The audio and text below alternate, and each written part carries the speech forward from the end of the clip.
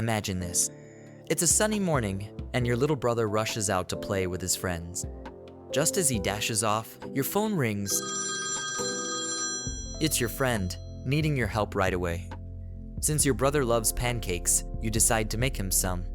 You grab a sticky note and quickly write, "Made pancakes for you, sis," sticking it on the fridge where he'll see it when he comes back.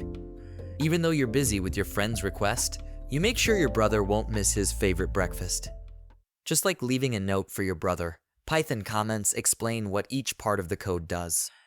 They're like little reminders for us and other programmers.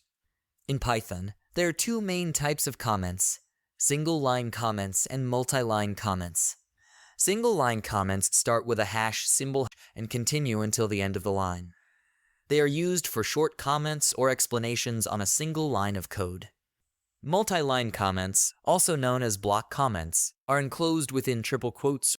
They can span across multiple lines and are often used for longer explanations or comments that extend over several lines of code. Keep watching Python for lazy learners to stay on the coding adventure. Happy coding!